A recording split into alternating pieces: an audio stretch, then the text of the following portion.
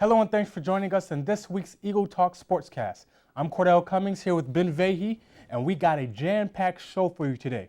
We talk about the men's hockey team's chance to clinch a SUNYAC playoff berth, a dominant performance by a Brockport senior, and a Yankee slugger who might or might not be ready for spring training. We got that and much more. But first, we start with men's basketball. Brockport was rocking the pink shirts in the Play for K game against Oneonta on Friday. The Golden Eagles got out the gate slow, Oneonta with the dribble drive for the deuce right above the bigs.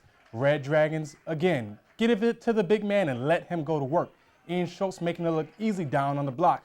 Brockport don't care about your twos, though. Give them all three of these. Josh Nelson knocks down the tray from the corner. Nelson leads the team in field goal percentage from three. Probably don't want to leave him open.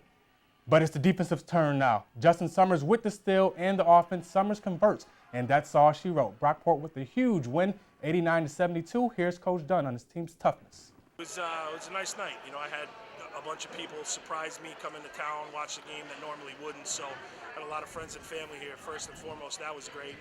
And then our guys really played hard tonight. We had a really tough game against Geneseo. Played terrible, actually. And we really bounced back, had a great week of practice, and that's how this group's been all year. Our seniors have led, and I knew that we'd come back and come with a good effort. Speaking of seniors, Brockport was on the court the next day for Senior Day against New Paltz, and man, they were flying high. This bucket from New Paltz just might be their only highlight.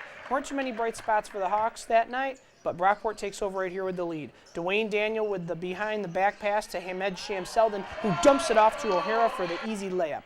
Golden Eagles still rolling. Daniel on the break, spreading the floor, and dishes it to Tyler Collins for the wide-open three. He dribbles it down. Not much of a contest this time around. Brockport takes them down, 97-67.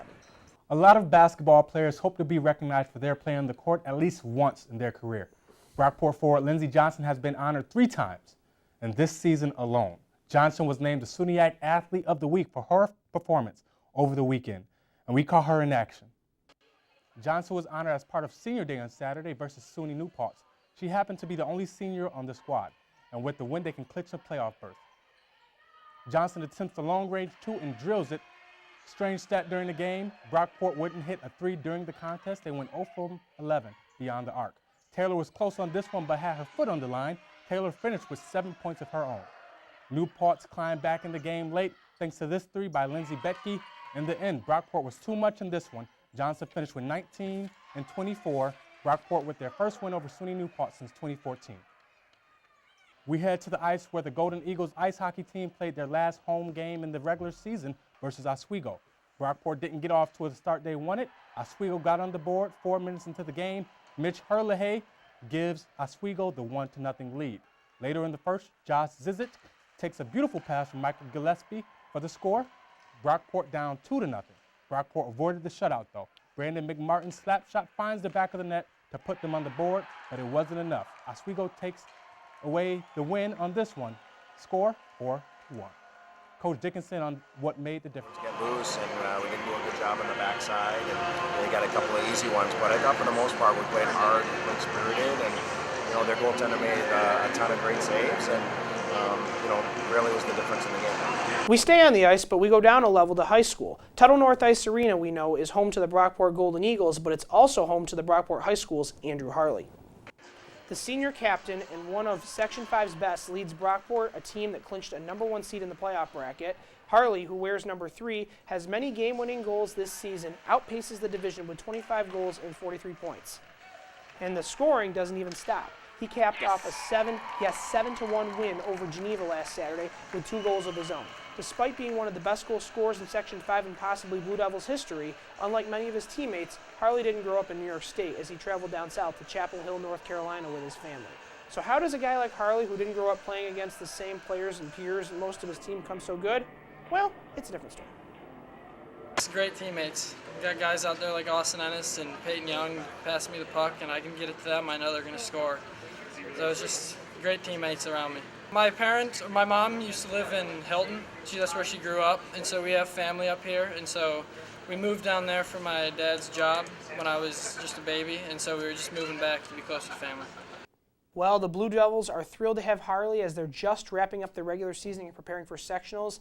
Another note from the game, Brockport's Austin Ennis scored his first career hat trick. If Harley receives that kind of help from his team, the Blue Devils are going to be a tough team, and that's going to be really good as sectionals get underway. Yeah, most definitely. He's a really great player. Mentioning playoffs, the regular season is coming to an end for a lot of the college's fall sports teams. Most of them are on the road this week, but the women's gymnastic team stay home for their competition with Rhode Island College on Saturday. That'll start at 1, and the men's and women's track and field teams have a meet this weekend. All of those events will start at 10 in the morning. For all you Bronx Bombers fans out there, you've got good news from one of your power hitters on Wednesday. Aaron Judge spoke with the media and talked about his offseason surgery and when he hopes to be fully recovered. Shoulder feels good. I feel like we're right on schedule with the progression we kind of set out, after the surgery. But with that, even though it feels good, I think the games that matter are in April, so if I miss a couple games, which I probably will early in spring, I'd rather miss those games than miss games starting at the end of March, early April. So I think we're on the right track and everything's working out the right way it's supposed to be, and I'm looking forward to getting everything rolling. Yeah, Ben, that's definitely good to hear from one of the up and rising stars. He has some time, so definitely he'll be good. Hopefully he'll be good to go for the season as the season rolls around. With that said, that'll do it for me and Ben for this week's edition of Eagle Talk. Be sure to follow our social media pages. We are active on Twitter, so give us and the rest of our station a follow. Thanks for watching, and see you next time.